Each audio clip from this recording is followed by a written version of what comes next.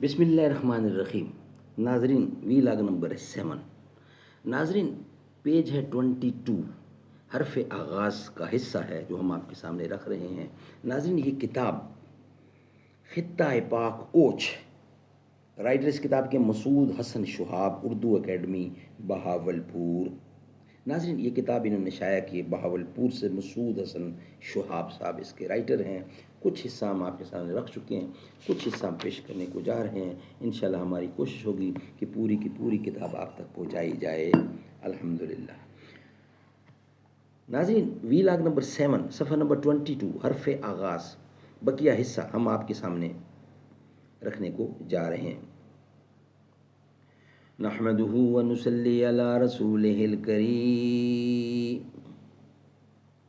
بسم اللہ الرحمن الرحیم۔ سر مبارک جھکا ہوا تھا، نماز سرور پڑھا رہے تھے، حضور آگے صحابہ پیچھے، وہ فرض اپنا نبھا رہے تھے، حسین پشت نبی پہ بیٹھے، زمانے بھر کو بتا رہے تھے۔ سر مبارک جھکا ہوا تھا، نماز سرور پڑھا رہے تھے، حضور آگے صحابہ پیچھے، وہ فرض اپنا نبھا رہے تھے، حسین پشت نبی پہ بیٹھے، زمانے بھر کو بتا رہے تھے۔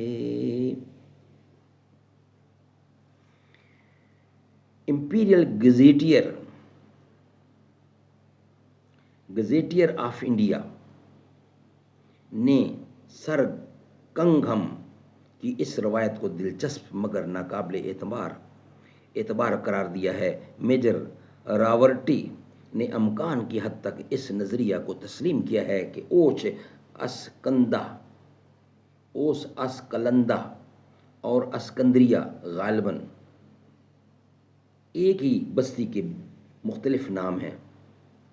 اسکلندہ ایک ہی بستی کے نام ہے، یعنی اسکندریہ اور اسکلندہ۔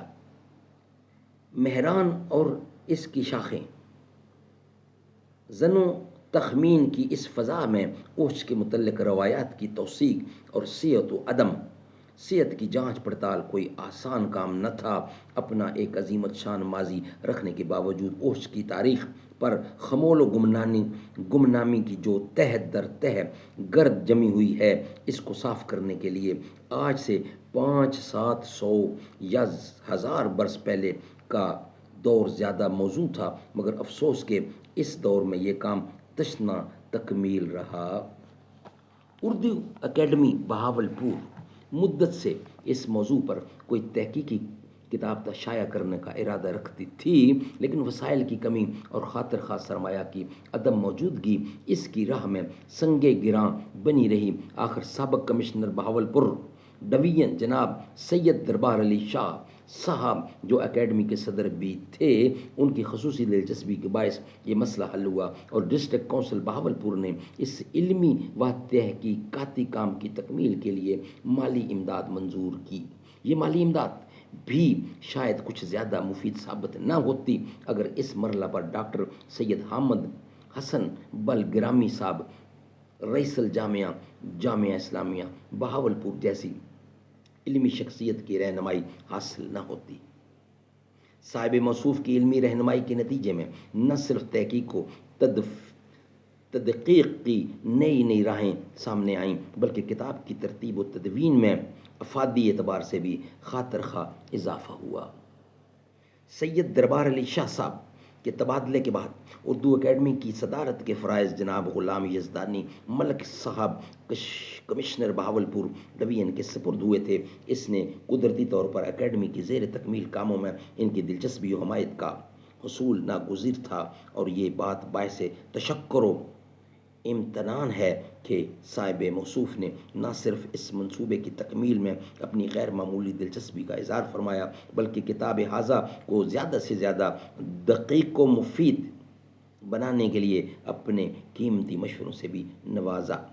زیر نظر کتاب تاریخ کے جدید اسلوب پر لکھی گئی ہے اور اس میں محض واقعات کو جوں کا توں پیش کر دینے پر اکتفا نہیں کیا گیا، بلکہ ہر بات حوالہ ماخذ اور سند کے ساتھ لکھی گئی ہے، اور جہاں اسناد کی سہولت میسر نہیں تھی وہاں صرف وہی بات کی گئی ہے جو دیگر روایات کے مقابلے میں زیادہ قریب قیاس ہو اور بداحت عقل اور اصول و درایت سے بھی اس کی تائید ہوتی ہو۔ کوشش یہ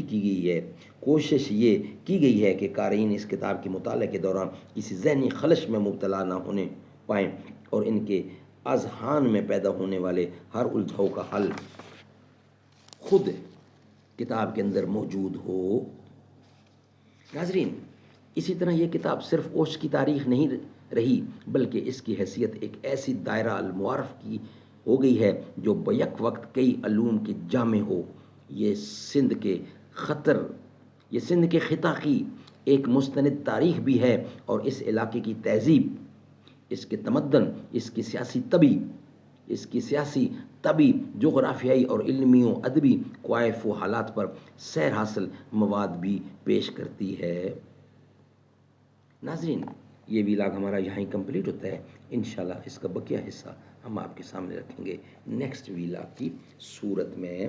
ناظرین، ہماری کوشش ہے کہ انشاءاللہ یہ پوری کی پوری کتاب جس کا ٹائٹل ہے خطہ پاک اوچھ مسعود حسن شہاب بہاولپور، پوری کی پوری انشاءاللہ ہم آپ کے سامنے رکھنے کی کوشش کریں گے۔ روزانہ کی بنیاد پر کم از کم ایک ویلاگ ضرور ہم آپ تک پہنچانے کی کوشش کریں گے۔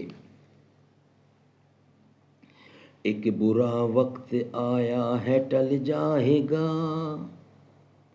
ایک برا دور آیا ہے ٹل جائے گا، ایسی مشکل بھی ایک دن بدل جائے گا، وقت ایسا بھی ایک دن بدل جائے گا کہ وقت کی نبض پر ہاتھ رکھے رہو، وقت کی ناز پر ہاتھ رکھے رہو اور دعاؤں کو بھی ساتھ رکھتے رہو، اور دعاؤں کو بھی ساتھ رکھے رہو، اپنے بچوں میں تعلیم پیدا کرو اور قابو میں جذبات رکھے رہو، رب کی رحمت پہ ہر پل بھروسہ رکھو، لڑکھڑایا قدم بھی سنبھل جائے گا، کہ اپنی قسمت کا رونا تو رونا نہیں، اپنے اشکوں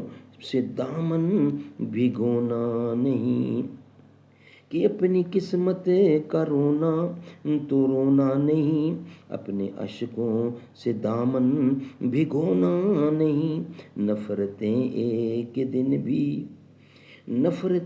ایک دن ہار بھی جائیں گی، ایک برا دور آیا ہے ٹل جائے گا، رب کی رحمت سے مایوس ہونا نہیں، دل میں ایمان کی شمع جلا کر رکھو۔